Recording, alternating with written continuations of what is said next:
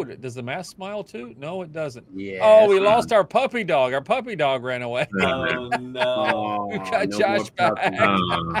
But remember the puppy. Remember. Gonna pet the Oh puppy no, dog? he's exposed. They're gonna find us out. Oh, there he's back. He's back. Good boy. Good Put the boy. Good mask girl. back on. Which is Let's it? go. All right. Why do we have such fun with this? I don't. All right. I don't know, but I hope you guys find the setting to get rid of it. I'm No putting back flexibility. on my trading hat. Woo, there I go. Oh, Woo. boy. Okay. Man, that mask was really hot. That was an ordeal. Okay. Yes, it was way too much of an ordeal. Actually, I'm going in the shop. Can you put that back on? Let's do it one more time. No, I'm just kidding. No. All right. We'll see. No. It's No. 4:42 here in Memphis. Let's go. It is Wednesday after the bell, by the way, guys. I'm Darin from Arbitrage Trade, and this is After the Bell. It is June the 11th, and we are within that month that I have said was scary for a while. So we're almost halfway through, and nothing much has happened, right? Nope. My guests are Daniel Everything's been Hopwood. up and to the right. We're back, We have baby. 2 more weeks to go. Don't get him started. All right. So my guests are, speaking of, my guests are Daniel Hopwood, the ex-institutional wealth manager for that company, and then Josh Morgan, a.k.a. the bank, JP Morgan, and our founder, CEO, Royce Wells, who is the reason why you saw all those masks, in case you want to file a complaint. He's the one that did it. Hey, if you saw what they tried to put on here before that, you would have definitely went with the mask too. I was trying to start off with all of us doing hearts. They had see, look at that. I'll just do it. Whoop. Where's your choker, Darin? Where's your There's the choker? hearts. I exchanged it. I exchanged the choker for hearts. The hearts are free. I'm just asking. For a friend. Sure. But the reason for the hearts was to say the bromances are back, which is me and Josh. We got over the Tennessee Arkansas thing, and Elon and Trump. So I mean, the bromances are back as of today. And you may not know that yet, Daniel, over there in your world, but supposedly they're getting all back together again, sort of. So Who's they? Like the Blues Brothers? Trump and Musk. Yeah, Mhm. he said Musk said he went too far. Anyway, we're let me get the disclosures out of the way. We are not financial advisors. This is not financial advice. It may not even be entertainment. This information provided is surely, though, for entertainment and educational purposes only. And please always consult an investment professional before making any financial decisions. But we always encourage our tools in between. That was last week. What? Never mind. We're not going to bring that up again.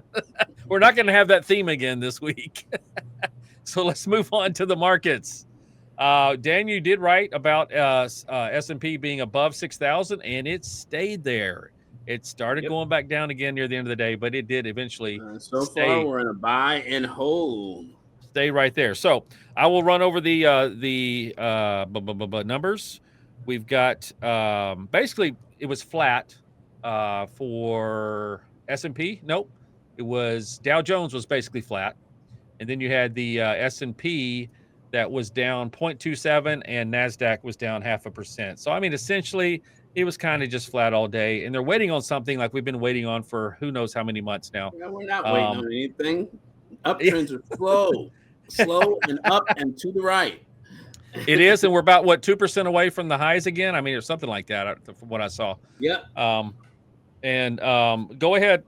You've got facts and figures there, Daniel, about history and what's going on now. So go ahead, give it to us. You don't know much about history. Don't know much about.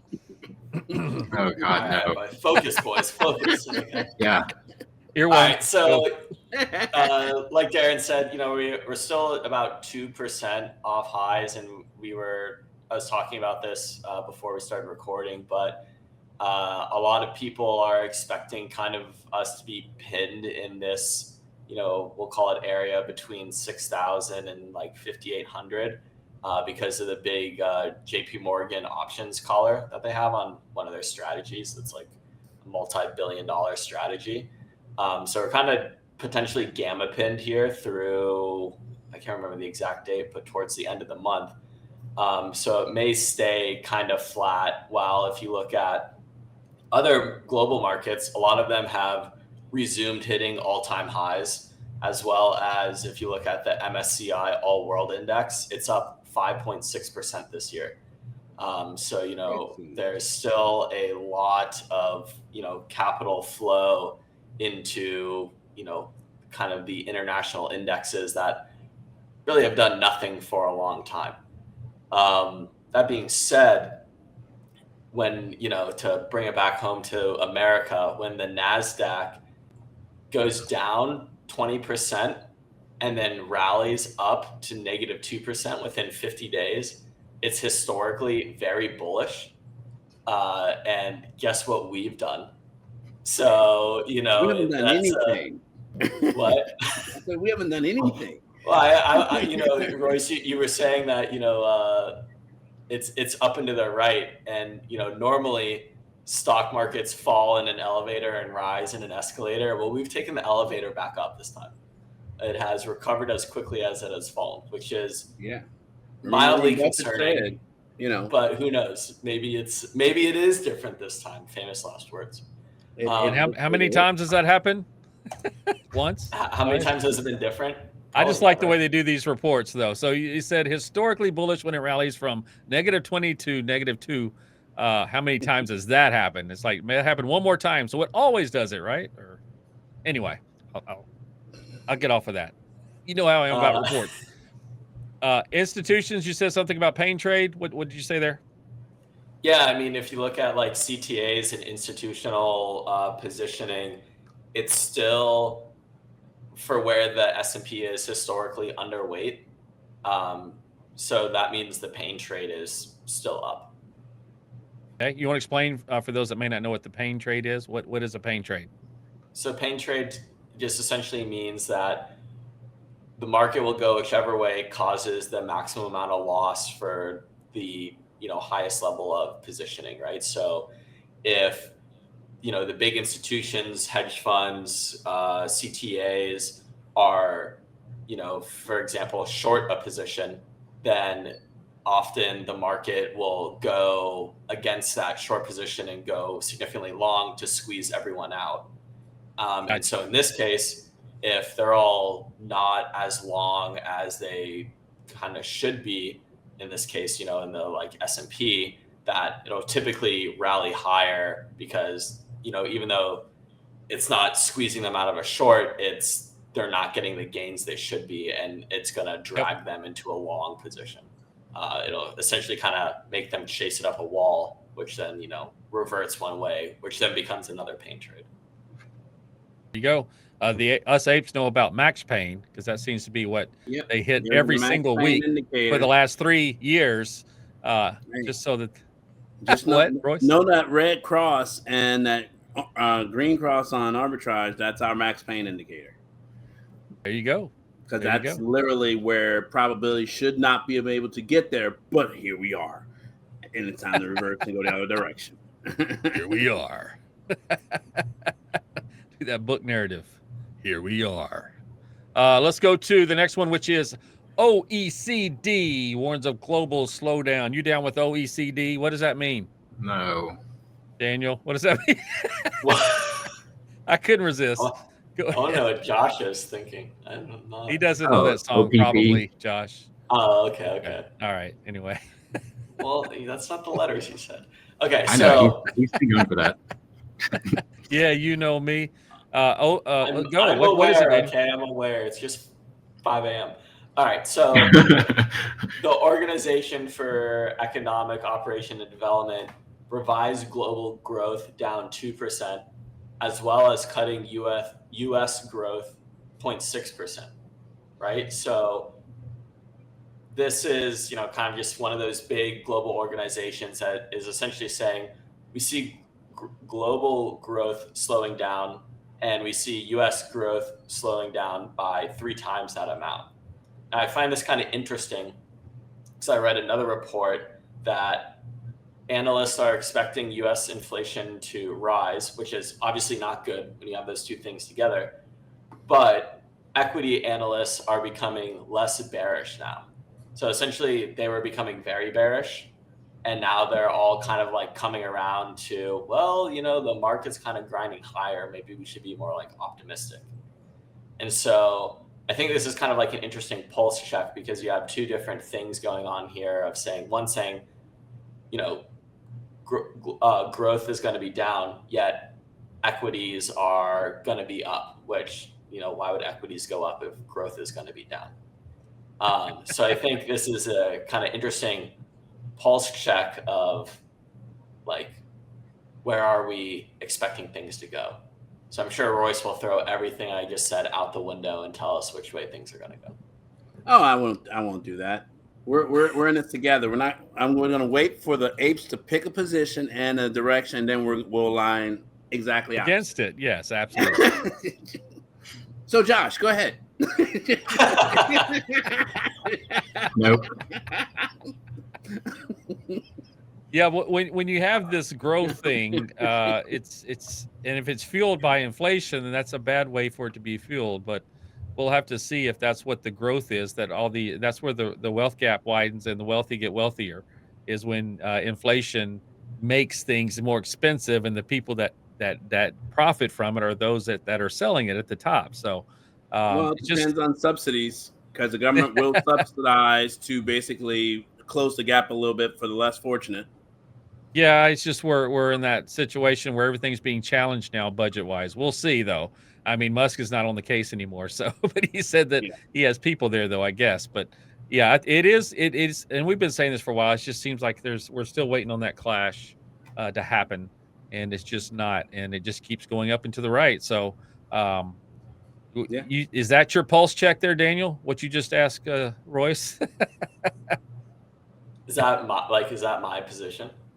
You said you wanted a pulse check. So was that Royce's pulse check on how things are? And then we'll get Josh's. Up and to the right, so I say we're falling. We're gonna fall. So there you go. There you go. September so Josh, early. Let's go. Let's go. We're talking September again.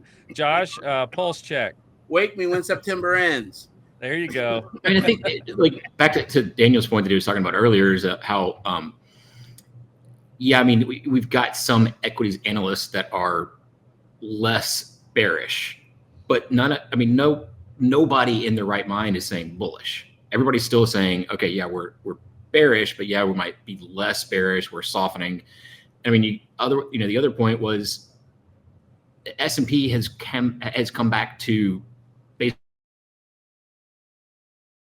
basically net zero. And we are, we're so far behind a lot of these other countries that are already 10, 15% up on the year, maybe more. In some of the, I think we were talking about was like Poland or something that was way outpacing the rest of the markets. And so, yeah, it's all well and good, but I think people are really kind of missing the opportunity costs that we have really dealt with for the first 6 months of the year. I mean, we're halfway through the year and our gains right now are sitting at zero. I mean, unless you happen to yourself. I mean, no, I know everybody with the right tools. I just mean if you're tracking just basic indexes, like if you look at, Europe and their stock 600, they started the year at like 500-ish, and they're now at 550. So they're up 10% on the year. S&P started out at like 5970. And now I don't know what it closed at today, but I think we're sitting right around 6,000. Yeah, I mean, that's negligible profit. So anybody who's parked, like most people, most long-term investors, most 401ks, things like that, you just kind of park it and let it sit. They've basically net nothing on the year. And I think it's just kind of one of those things that's really starting to is really overlooked because the media has kind of turned around and been like, oh, yeah, things are great again. We're back to where we started, but back to where we started means we're way behind everybody else. And that's kind of, that you throw in tariffs and the trade issues that we're having, these other countries only have trade problems with the US now. It doesn't really affect any of their other imports from anywhere else. Theirs are still in place. So when we look at like the global GDP, yeah, I know a lot of it comes from the US, but the fact that we're down, I think it was like they're expecting us like 1.6% versus everyone else is like at 2.5% growth, something like that. I mean, we're really dragging that number down, which is why, all of this economic uncertainty is what's really hurting this, economic development and global growth that we're expected to see for the rest of the year. We were never allowed to go down though. I mean, as far as reported, and Europe admitted they had a recession, and so they went down, and now they're coming back from that recession, which means that they've had more room to have these better numbers this year. So I mean, remember we said it wasn't a recession, even though by definition it was, and now we redefine that definition. So I'm just as confused as everyone else on these numbers and stuff. I see what you're saying though, but if we're 2% from highs, we're 2% from highs. So that can't be that bad, right? I mean, but we're not I don't think we are 2% from all-time highs, whereas all these other countries are still hitting all-time highs. Like they are the ones that are up and to the right. Ours are now, up, down, left, and right. Haven't they cut rates like crazy too in these other countries? I mean, we're some of them, yeah. Some of them have, but again, some of them don't. Especially have in Europe. Not Japan. They also don't have this additional inflation. Not Japan. Not Japan. Not yet. They're not going to. Are they? What's Japan going to do, Royce? Well, they've been raising them so far. Right. And I think they still need to raise about another half point to get all of the people who have been using the carry trade to basically just park their money. So that way they can start actually getting some return on their money. So they just go park it in Sweden now, right? Short term, like somewhere in the next 3 to 6 months, I do think that Japan's going to have at least one, if not two more interest rate increases. Yep. And then Sweden's going to be negative rates. It's like they'd made a deal. You guys go up, we'll go down. Hey, you got to have some place to park your money. Place to park it. That's right. You gotta. That's right. That's right. All right. Well, let's move on to the. You brought up the jobs data there, Daniel. What's with the jobs? It's a fluid situation. Again, we're assuming that all these reports are 100% correct, but just go ahead. No matter how many revisions we have, how are those jobs? Well, to be fair, Darin, this is the ADP data, which I probably trust a little bit more. I don't think they're quite as famous for revisions as compared to the government reported data. But looking like a true investment professional. Go ahead. Just saying. That's my caveat. So I mean, when you look at the private job numbers, hiring has really kind of disappeared over the last few months. And like when you look at the last 3 months specifically, it's the most negative, like continually it's been since the pandemic, which is a little concerning. But if you do also look at the jobs number or the unemployment rate, like if you just pull it up on TradingView, we're kind of pinned at this 4.2%. You'll see that we've hit it, gone down like a hair, to like 4.1, hit it down. It's kind of like, wow, you shouldn't maybe do technical analysis on, like kind of economic macro trend stuff. It does look like it's kind of forming this wedge. And I went back and I looked at, kind of like the history of the unemployment rate. And if you look at it, it always kind of spikes, comes down, does this little like U consolidation before it like spikes again. And I'm not saying it's about to spike, but it is starting to kind of look like those past like unemployment situations that you would see on the chart. And I think that's interesting because while I don't think a lot of this data is on the jobs is extremely bearish by any means, right? Like I don't think it's going to skyrocket tomorrow. It is showing a lot of kind of like slowdown in jobs growth, right? So we're not hiring as much. There was in the government reported jobs, significantly more jobs added this month. But if you looked at the prior 2 months, it was both of those months were revised by a total of almost 100,000 jobs, right? Which significantly changes the number that they output. And if you look at even globally, things are kind of slowing down. So I saw that Citi was firing 3,500 people in China, which, to be fair, could be like a trade tension thing, but that is still jobs going away. P&G is looking at cutting 7,000 people globally. And Petrona, which is like a big oil company out of Malaysia, is looking to reduce their workforce by 10%. And if you look at this job data specifically in the US, there's a huge slowdown in kind of white collar college degree job growth, right? Which many people are contributing to AI. And you're seeing a lot of the job growth is in more of the labor services kind of blue collar side of things, right? So you're really kind of seeing a slowdown in what we'll call the upper end of jobs, and maybe a little bit of a pickup in like the lower end. And so I just kind of say all that to reaffirm my prior point of it's not ugly, but it's not painting a pretty forward picture. And when you look at like the long-term trends, it looks even less pretty potentially coming up. Yeah, if you go back and do the Fed reports, that's what you're going to see. And it lines up perfectly with some other eras. We can just say that. Yeah. Go ahead, Royce. I think that basically it's a rotation.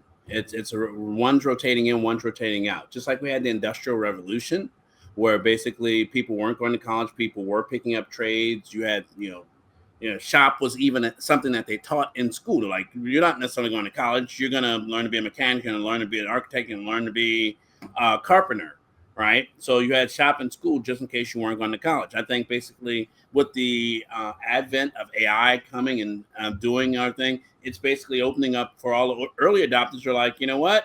I'm not going to pay $40,000, $50,000, $60,000 in student loan debt.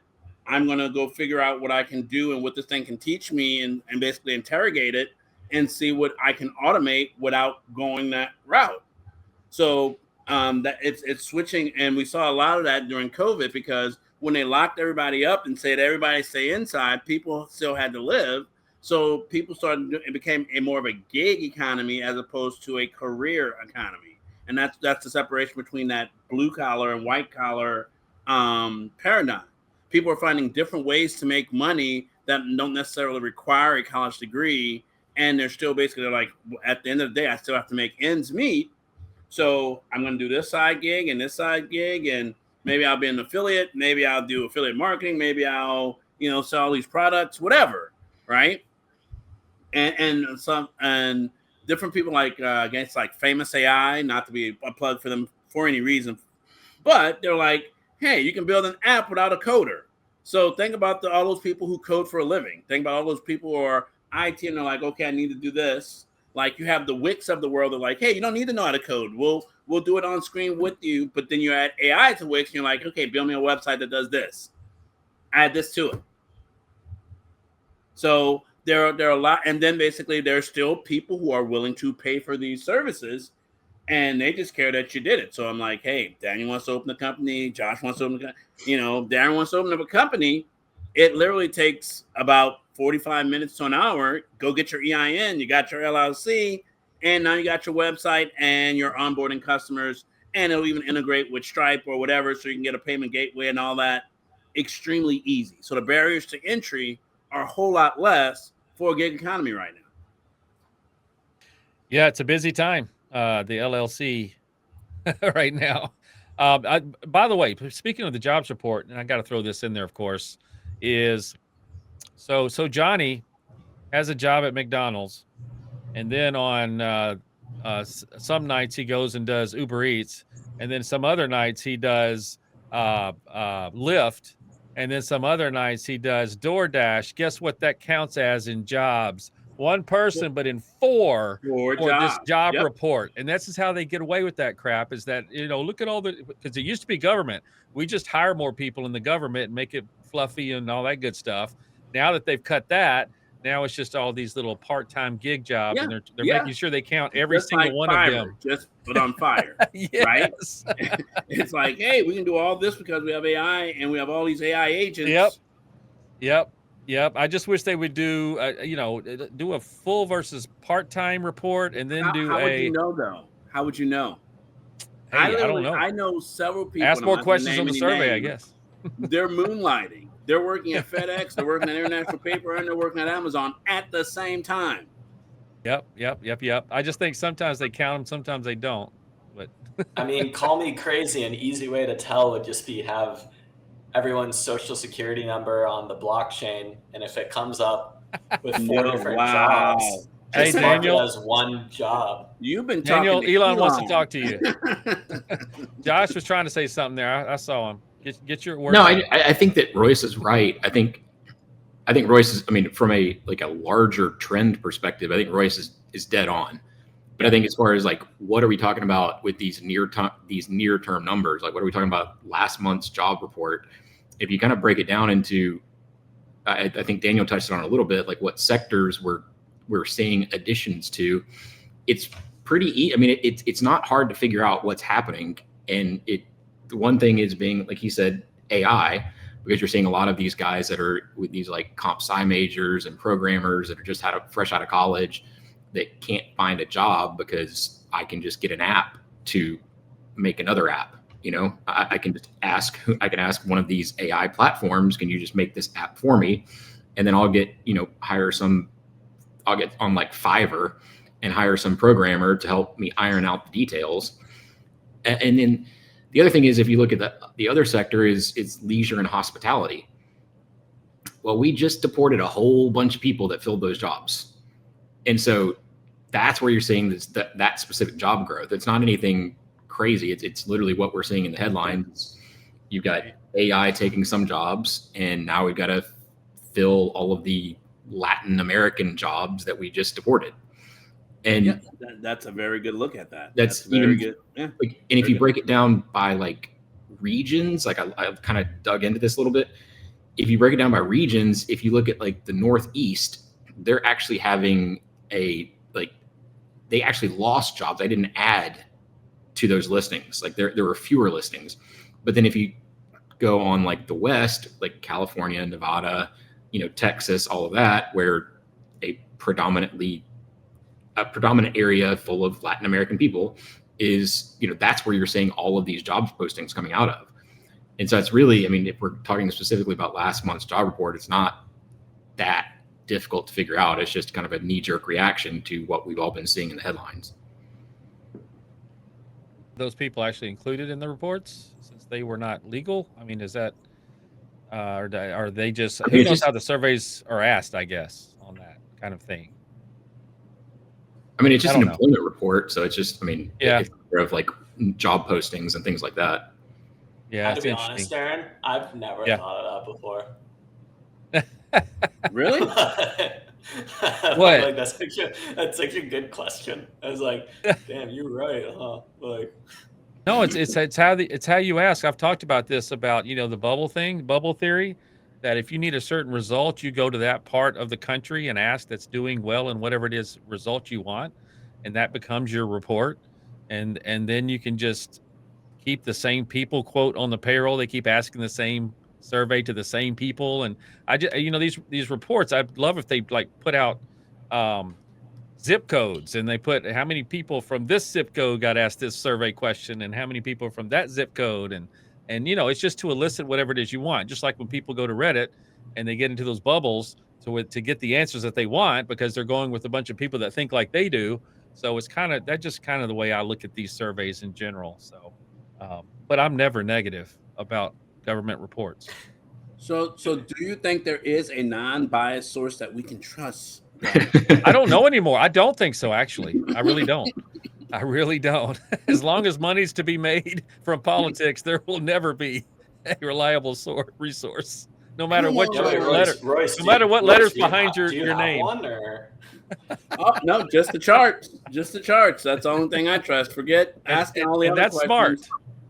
100% of my portfolio performance is 100% based on my indicators. It has nothing to do with the politics and all the everything we hear. Exactly. You didn't have to listen and look at your returns. I mean, brokers are extremely jealous of you.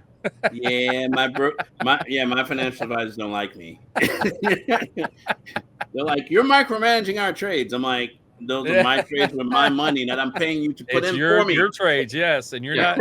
That's your trades. Advisors hate him for this one neat trick. By my indicators. There you go. All right, let's move on to IPOs. And this was one thing that happened today. I added one to your list there, Daniel.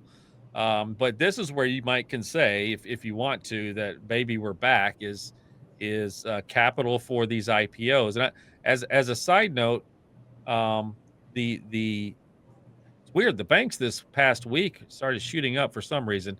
It's like there's something going on that they're going to all get this money soon or what? I don't know. There's money being flushed into the system, so to speak. I don't know.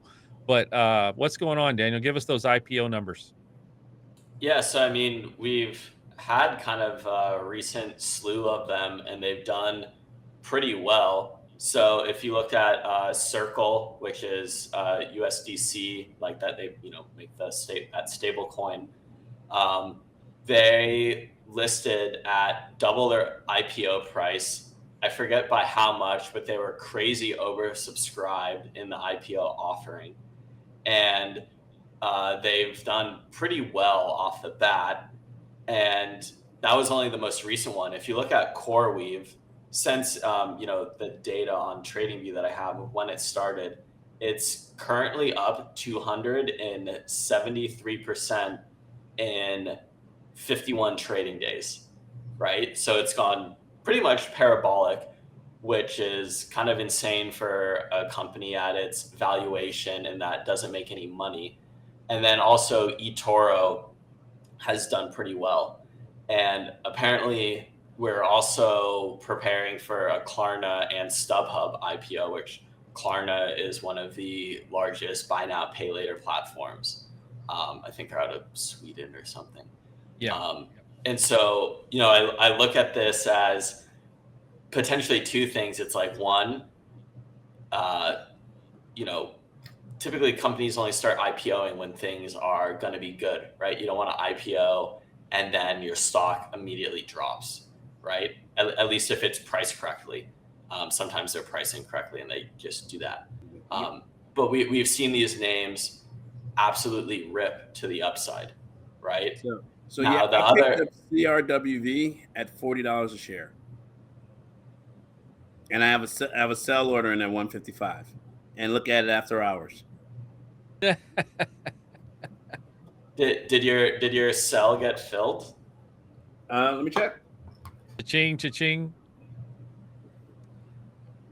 By the way, Daniel, while he's looking at that, I've seen a lot of these are tying things to crypto.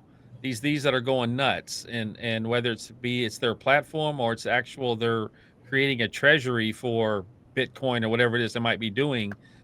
Those seem to be doing the lion's share of these pumps, and that's all I'll say for now is these pumps as they come out.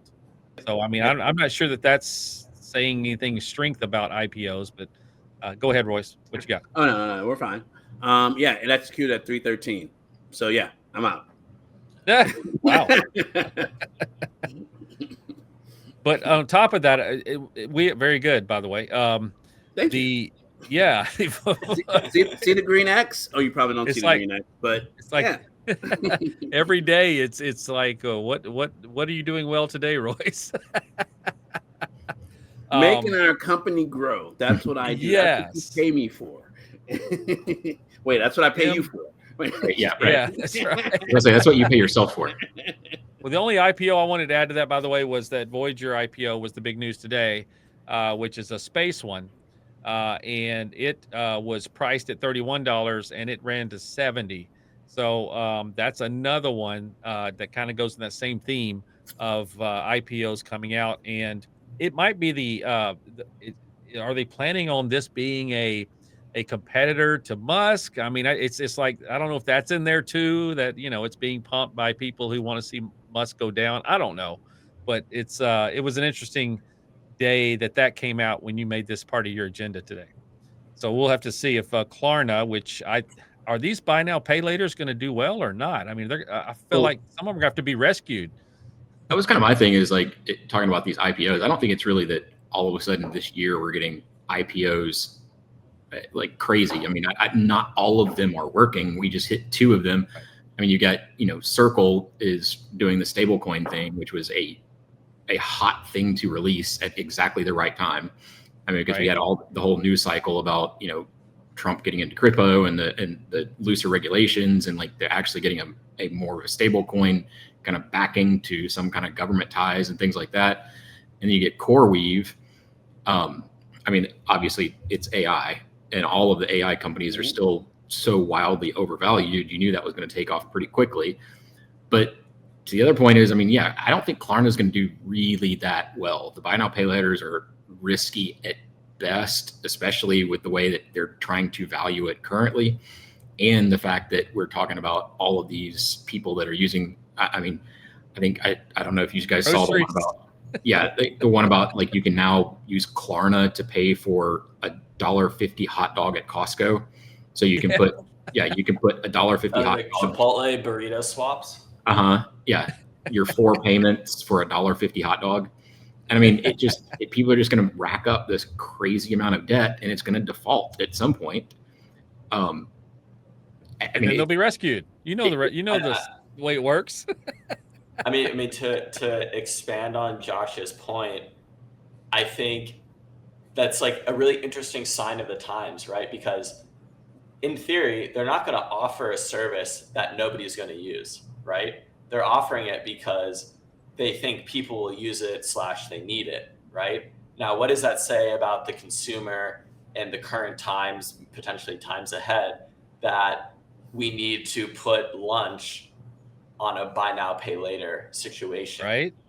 So that kind of creates like a scary outlook of not even necessarily for these companies, right? Of course, that's like not great if people can't pay back their $12 Chipotle debt or $1 hot dog debt, but like, what does that say about the actual consumer when those job numbers I talked about do spike up, right? Yeah. And now all of a sudden, those people not alone can't pay their debts, like now really can't afford lunch, right? Yeah.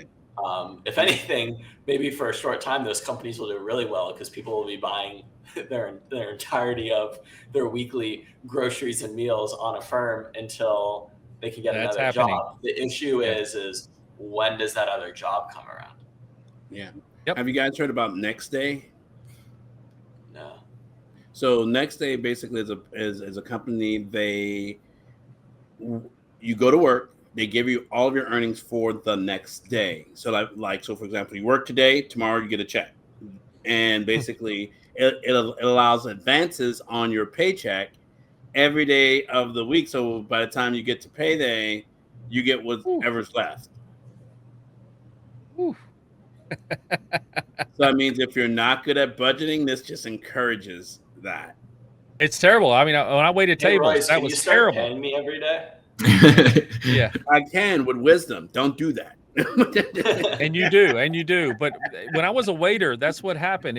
You would go home with these ones, $150 of ones, and then John wants to go out and party after work because you work so hard. So then you go and you spend half of it at a bar. Then you get home, and then you're like, oh, I got to pay bills. I mean, if you got $150 worth of ones, you're not going to a bar.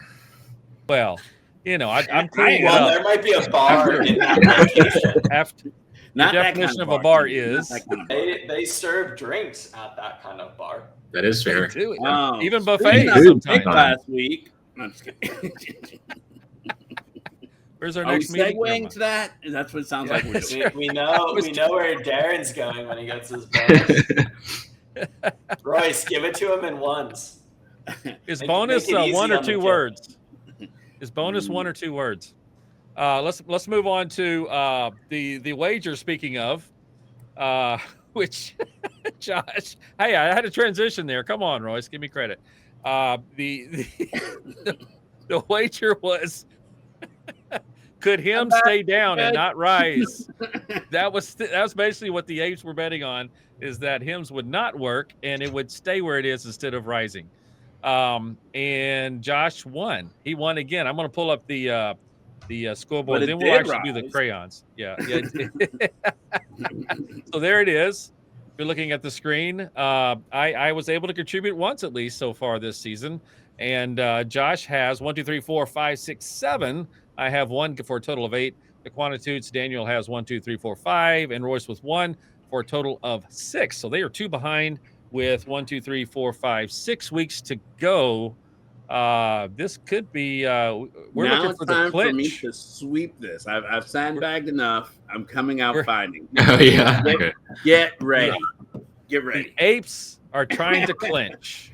The apes are trying to clinch, which will make them clinch their. Never mind. Daniel, just Yeah. know that basically, we just need a sweep, all 6 between me and you. You get 3, I get 3. We're good. All right. Yes. Lock right, them so- out. So, All the way up. let's do 2 things here. Let's first do the chart that you wanted to show for crayons, and then we'll roll into our wager if he's picked it yet. I got it. Okay, he's got it. So I'm going to move over here to after I'm the gonna bell, pick- crayons and charts with Royce. Yes. So I'm going to pick something that's near and dear to my heart, and probably near and dear to your heart too, maybe just a little bit. Yeah, I worked there for many, many years. Yep. So this is crowns and charts, but this is where it's going to get just a little bit tricky. All right. Ooh, so it's I'm gonna pinching. go It's in pinching. here. If you guys are seeing this, you see that basically we were in the best time to buy window. That's what these green candles represent. And basically we're trying to get above the mean line of the arbitrage band on our daily time frame, but we just ran into a couple of dollar signs. Now the question is, can Target get back over this, or are they stuck in a channel and can't? So now let's go look at the weekly time frame to see if there's any hope. So looks like there is a brand new uptrend that's starting with this green X on the weekly time frame. We are near the bottom, and we do see this light cyan line coming to the bottom of the arbitrage band on the weekly chart. So I'm going to say that basically we have a 3-month forecast of getting to about 114 on target. So if you don't have it, more than likely I'm going to be adding this to my own portfolio in the very near future. I'm going to go to the 4-hour chart and tell you basically exactly where I'm going to enter if I am entering. So first off, don't enter up here. I'm going to wait for it to touch the orange and the black line. So it means if I'm going to pick this guy up, I'm going to try to pick him up at about $96 even in my portfolio, and we'll see where we go from there. All right, that's all I got for that pick, at least for today. Okay, that was after the bell, charts and crayons, or crayons and charts, depending on how you read it, with Royce Wells, and it looks like you used the weekly to decide which one, and then the what was it, the 4-hour to The 4 hours decide to when basically pick my to get entry. in. Yep. Yes. Because basically I'm looking for dollar signs to happen on the 4-hour chart right at that black and orange line to be my entry to say, okay, we fell too quickly and we should bounce from here. And that's why you were trying to Probability pound could it. expand and allow us to get there. Right. And you were trying to pound into my head to use different time frames to make those picks. So that's why. That's why. That's a free lesson for everyone. Let's That's what go. I always used to teach is that timelines tell a story. Absolutely. And then but not everybody has those green candles that light up like ours do to make it even easier. So It's like, hey, I green need that. candles. Don't I be need to there add with that blue to mine, candles. Royce. Blue candles mean death. See all that blue danger and death on target? Blue. Yeah. Don't be there for the blue. Always be there for the yellow and green candles. Oh, he's saying don't back the blue. That's not good. Let's go to Unless it's Memphis blue. If it's Memphis blue, you can back it all you want. There you go. Back that thing up. All right, let's go because we don't like those guys. Or is it ice blue? Or is that too much? Yeah. All right, what you got, Josh? Mr. Champion, Mr. Senior Ape, as I gave him that title earlier. Well, since the bromance is back on, I'm gonna go BRO. Bro. All right. We're just down the street The from bro brother. code. It's not that though. Hang on, let me get back to the charts here. Boom. Brown and Brown. That I know sounds nothing like a law about it, firm but again. it should have a decent channel. Ooh, that's a lot of falling. Yeah. I That's keep a on lot of falling. And there's a dollar sign, folks. There is a dollar sign. So you keep that in mind. He's trying to sway us the wrong way. I'm not. I would Royce, never. don't give me not. freebies when you do it. I thought we were sweeping. They were desperate. All right, going back to here. I mean, it's gonna bounce, but now you got to gamble with when is it gonna bounce? It should be pretty sweet once it bounces. Once it's finished drawing, okay. Yes. So short-term time frame. Arbitrage band is saying it's forced to bounce here. It's at 78%. Long-term time frame said no. The uptrend that has been going on for quite some time. So basically, yeah, there's a pullback that's happening. But if you look at multiple years using the apocalypse band, basically it's sitting right on its orbit line. And anytime you get dollar signs near an orbit line, 9 times out of 10, it winds up bouncing and going the other direction. You don't ever want dollar signs near a support line because 9 times out of 10, it will bounce. So with that being said, we have a range from about 100 to about 115-ish. So let's make it 116 just to make it round. So we have $4 again. All right. So Josh, do your worst.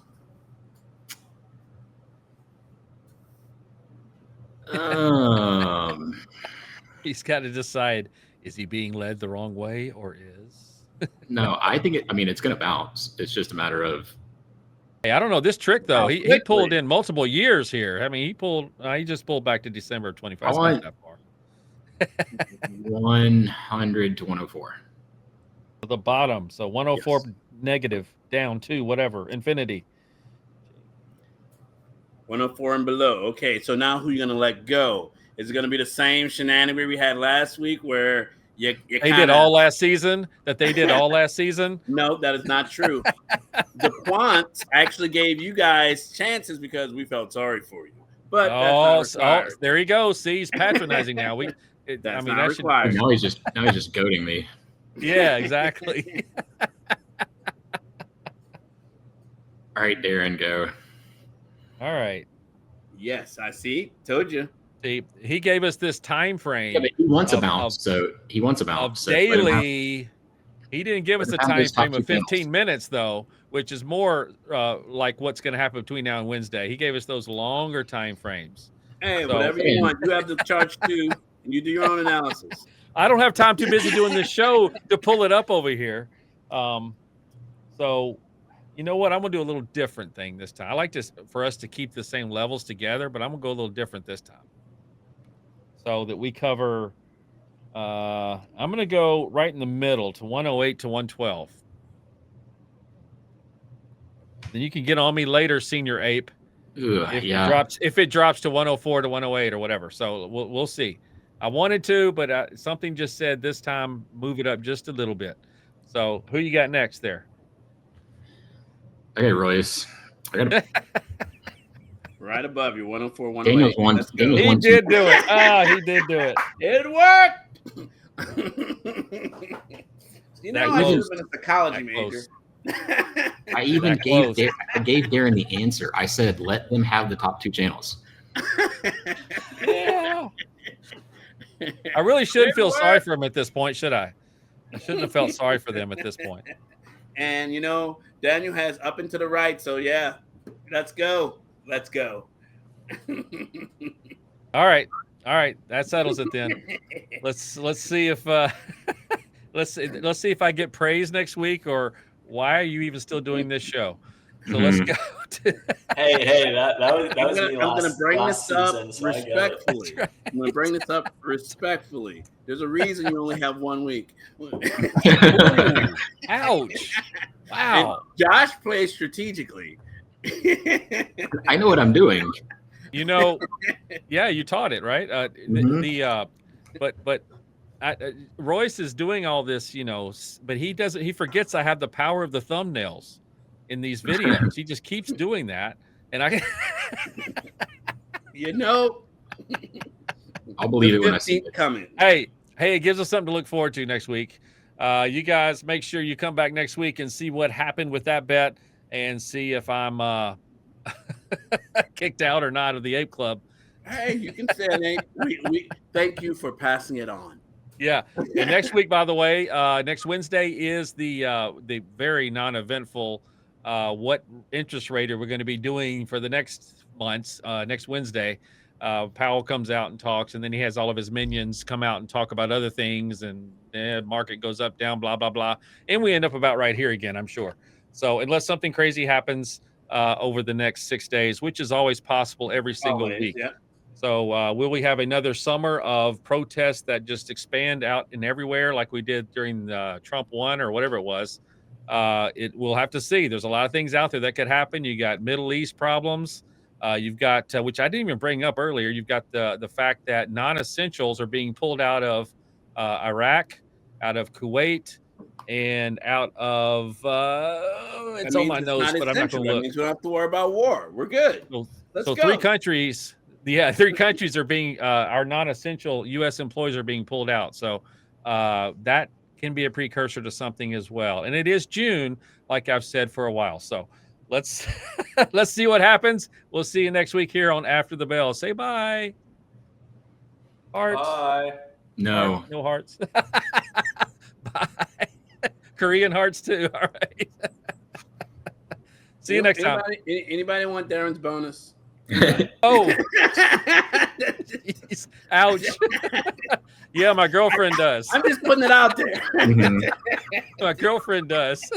All right. See you guys. Bye.